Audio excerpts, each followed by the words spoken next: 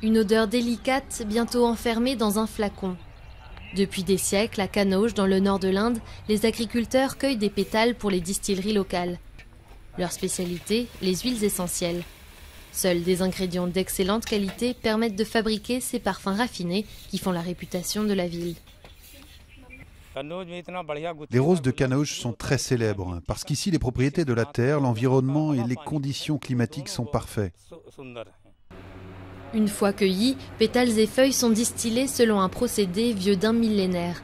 Chauffés avec de l'eau dans des pots en cuivre, ils dégagent une vapeur d'eau parfumée qui est ensuite mélangée à de l'huile de bois de santal, base de l'essence.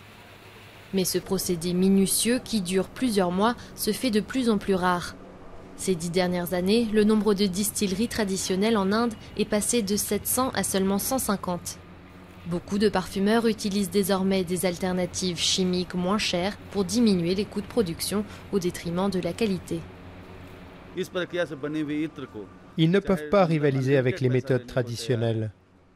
Les experts en parfum sentent tout de suite la différence de qualité. Ils n'utilisent jamais ces nouvelles méthodes. Peu importe combien d'argent vous investissez dans des machines modernes, le produit sera chimique, pas naturel. Aujourd'hui, seulement un flacon de parfum sur 3 vendu en Inde contient cette essence naturelle. Les Indiens, qui raffolent des grandes marques, lui préfèrent souvent des parfums internationaux.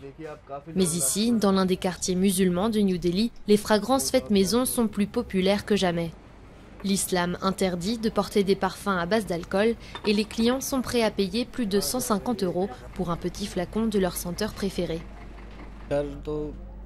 Mes ancêtres, mon grand-père et mon père utilisent les huiles essentielles depuis très longtemps. C'est une forme de parfum très inhabituelle et séduisante.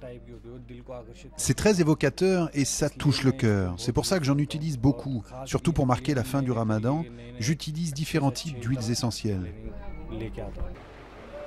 En dehors de l'Inde, le plus gros marché pour les huiles essentielles est le Moyen-Orient. Mais avec des ventes en chute libre partout ailleurs, les producteurs cherchent à promouvoir le produit pour d'autres utilisations comme l'aromathérapie. Dans l'espoir de prouver que même si leurs méthodes sont anciennes, le précieux parfum, lui, ne sera jamais démodé.